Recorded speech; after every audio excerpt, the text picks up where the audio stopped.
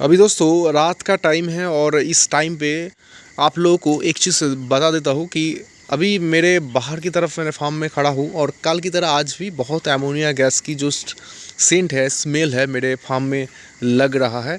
तो ammonia gas होने की वजह से बाढ़ में डिस्टर्बेंस आ सकती है, जैसे कि बाढ़ का बॉडी वेट कम होना, ऐसा बहुत कुछ हो सकती है। तो लीटर को दोस्तों दिन में 2 बार रैकिंग करने की ज़रूर कोशिश कीजिए, क्योंकि लीटर ज़्यादा रैकिंग करने से लीटर का कंडीशन अच्छा रहता है और फार्म में अमोनिया गैस का जो परिमाण है वो बहुत ही कम हो जाता है। और दूसरी बात दोस्तों कि जब आप फार्म में आएंगे लगभग शाम के वक्त या फिर रात के टाइम में 8 बजे के आसपास, या फिर अगर आप फार्म में विज़िट करेंगे सुबह आकर, तो कोशिश कीजिए कि अमोनिया गैस जब आपको लगे तो फ़ैन को एक बार ऑन करने की, ठीक है। हो सके तो 15 मिनट के लिए भी ऑन कर लें, लेकिन वो जो अंदर की जो गैस है वो बाहर निकल जाएगी। तो अभी मैंने 5 मिनट पहले ही फ़ैन को ऑफ़ किया और लगभग जो अंदर की जो गैस है बहुत कम हो गया, क्योंकि बाहर की जो एटमॉस्फेयर है वो स्टेबल है, बाहर की तरफ कोई भी हवा नहीं बह रहा है। तो इसके लिए एक बार अगर फ़ैन को आप ऑन कर देंगे तो बाढ़ अपनी जगह से उठ जाएगा और जो अंदर की जो अमोनिया गैस है वो निकल जाएगी।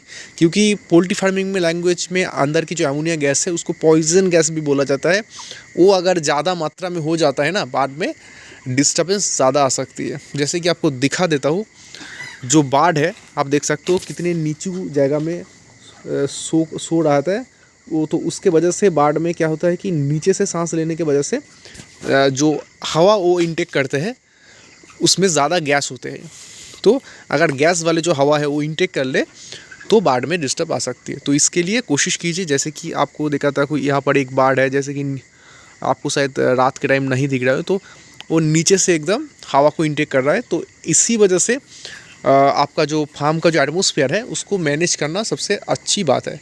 क्योंकि अभी बाढ़ में कोई भी प्रॉब्लम नहीं है, जितना फीड इनटेक कर रहा है उतना बॉडी वेट दे रहा है। जीप्रोमिन इस्तेमाल करो, इसका मतलब ग्रोथ प्रोमोटर ज़्यादा है, तो ग्रोथ ज़्यादा हो रहा है, अंदर की तरफ फीड ज़्यादा इनटेक कर रहा है, पानी ज़्यादा खा रहा है। तो इस टाइम पे आपको अच्छा एयर देना भी ज़रूरी है। लीटर और मेरे मतलब है सोने का जो जगह है बाढ़ का वो भी सही रखना ज़रूरी है।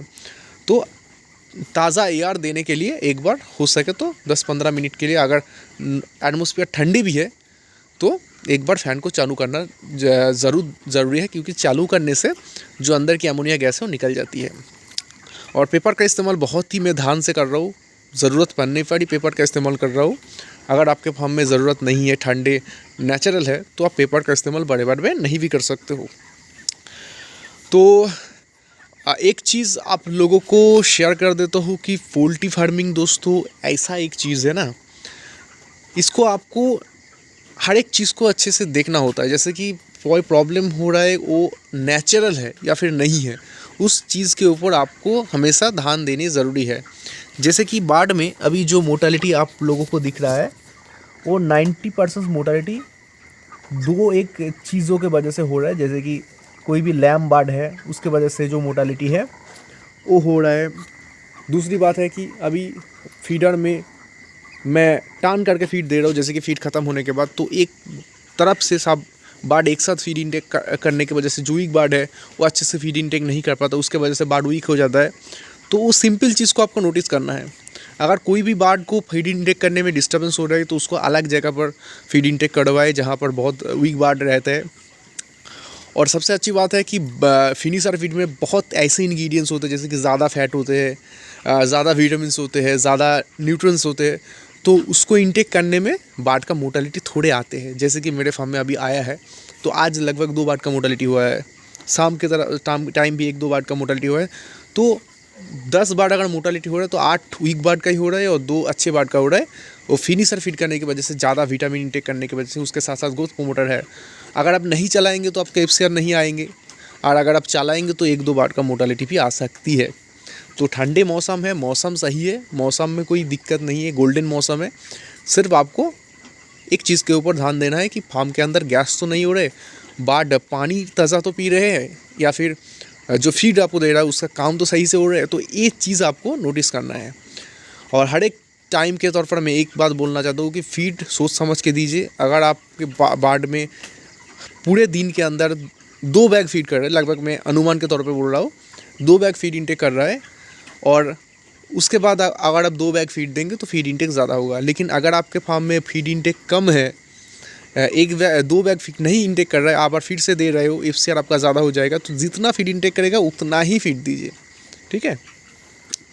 तो कोई डिस्टर्बेंस अभी नहीं है, सिर्फ अभी मैं ये बात आपको बता देता हूँ, क्योंकि एमोनिया गैस होने से बाढ़ में जो ग्रोथ है वो थोड़े थम जाता है।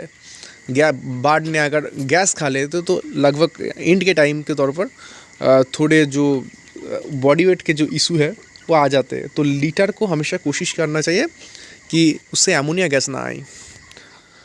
तो आज ही सिंपल सा वीडियो था रात का मैनेजमेंट। अगर आपको अच्छा लगा हो तो लाइक कीजिए, कमेंट कीजिए, और कोई भी फार्मर भाई है जो बात करना चाहते हो तो डिस्क्रिप्शन में नंबर है, आप जाके दोस्तों बात कर सकते हो।